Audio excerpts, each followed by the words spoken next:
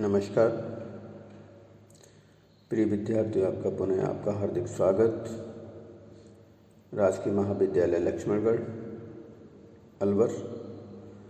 आज लोक प्रशासन के बीए पार्ट सेकेंड ईयर के फर्स्ट पेपर भारत में प्रशासनिक संस्थाओं के अंतर्गत एक महत्वपूर्ण विषय नौकरशाही पर चर्चा करेंगे। इस विषय की चर्चा दो भागों में करेंगे। प्रथम भाग में नौकरशाही का अर्थ, परिभाषाएं एवं नौकरशाही के प्रकारों की चर्चा करेंगे और दूसरे भाग में नौकरशाही के लक्षण और अन्य प्रकारों की विषय वस्तु के आधार पर चर्चा करेंगे। पहले भाग में हम नौकरशाही के अर्थ और एफएम मार्क्स के अनुसार नौकरशाही के प्रकार जो बताए गए उनकी चर्चा करेंगे। तो चलिए शुरू करते हैं। नौकरशाही से अभिप्राय। वास्तव में देखा जाए, नौकरशाही लोक सेवकों का या उच्च लोक सेवकों का ऐसा समूह है जिसके द्वारा प्रशासन का संचालन किया जाता है। अंग्रेजी में इसे ब्यूरोक्रेसी कहते हैं और ब्यूरोक्रेसी शब्द फ्रेंच व ग्रीक भाषा के दो शब्दों से मिलकर बना है, जिसमें फ्रेंच भाषा के ब्यूरो का अर्थ डेस्क या ऑफिस से लिया जाता है और ग्रीक भाषा के केटस का अर्थ शासन या राजनीतिक शक्ति से लिया जाता है। इस प्रकार दोनों शब्दों को मिला के डेस्क सरकार या ऑफिस का शासन कहा जाता है। कार्ल जे फेडरिक के अनुसार नौकरशाही संगठन का वह रूप है जो पद सोपान, विशेषीकरण, उच्च स्तरीय क्षमताओं के रूप में जाना जाता है तथा इसमें इस कार्य के लिए प्रशिक्षित किया जाता है।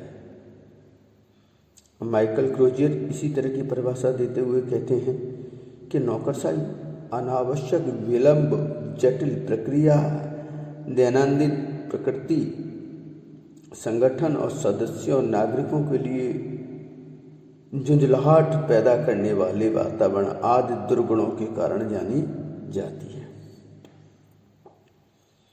ये ठीक है कि नौकरशाही को कुछ लोग वास्तव में एक नकारात्मक अर्थ में लेते हैं और पूछे जाने पर उनसे कहा जाए कि नौकरशाही से आप क्या समझते हैं, तो ज़्यादा ना बता के ये सोचते हैं कुछ ऐसी व्यवस्था है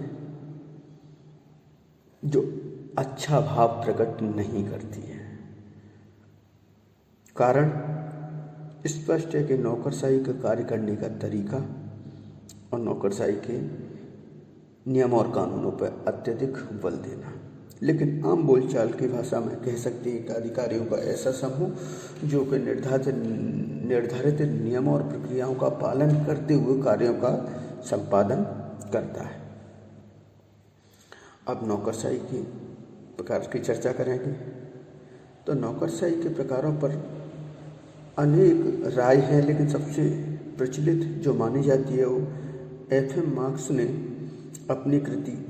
अपनी पुस्तक the administrative state in introduction to bureaucracy में 4 प्रकार की नौकरशाही की चर्चा की है।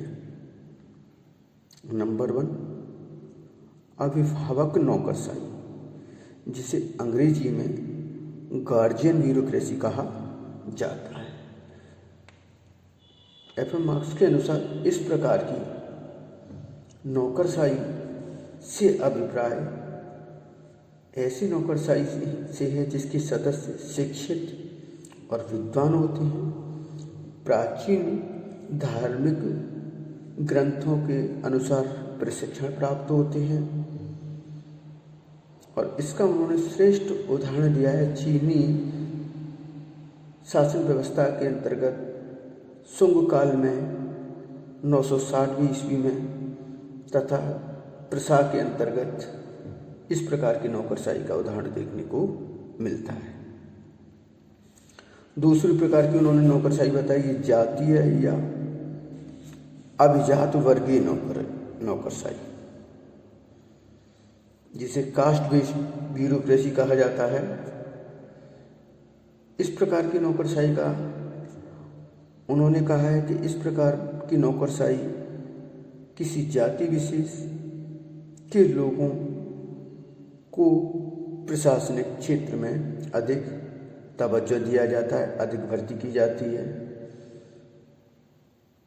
और इसका उदाहरण उन्होंने कहा है, विलोबी ने इससे कहा है कि ये एक तरह का कैसा तंत्र है, कुलीन तंत्र कहा है, जो ब्रिटेन में पाई जाती है प्राचीन काल में। नेक्स्ट, तीसरी, संरक्षक नौकरशाही। इस प्रकार की नौकरशाही को पैट्रोनेज ब्यूरोक्रेसी कहा गया है। और इसका उदाहरण उन्होंने कहा है कि अमेरिका में 1881 से पूर्व जब भी शासन या सत्ता का परिवर्तन होता था तो राष्ट्रपति अपने चहेतों को उच्च पदों पर अधिकारियों के रूप में नियुक्ति दे देते थे। और इस प्रकार की नौकरशाही बहुत तेजी से आगे वहाँ पली बढ़ी। लेकिन 1881 में एक हताश बेरोजगार युवक ने तात्कालिक राष्ट्रपति गारफील्ड की हत्या कर दी। तत्पश्चात इसके बाद धीरे धीरे इस तरह की नौकरशाही को वहाँ से खत्म कर दिया गया। नेक्स्ट, योग्यता आधारित नौकरशाही। एफ.एम. मार्क्स के अनुसार वास्तव में नौकरशाही का जो सबसे श्रेष्ठ उदाहरण देखने को मिलता है वो है योग्यता आधारित नौकरशाही, मेरिट बेस्ड ब्यूरोक्रेसी। वर्तमान में बहुत सारे देशों में इस प्रकार की नौकरशाही हमें देखने को मिलती है, जिसमें योग्यता के आधार पर व्यक्तियों का चयन किया जाता है निर्धारित प्रक्रियाओं के अनुसार, परीक्षा प्रक्रियाओं के अनुसार। और ऐसे लोक सेवक अनामिकता, तटस्थता के आधार पर कार्यों का संचालन करते हैं। मैक्स वेबर ने भी अपनी नौकरशाही की चर्चा इसी आधार पर की है। नेक्स्ट, अगले वीडियो में दूसरे भाग में शेष नौकरशाही के प्रकारों की चर्चा करेंगे।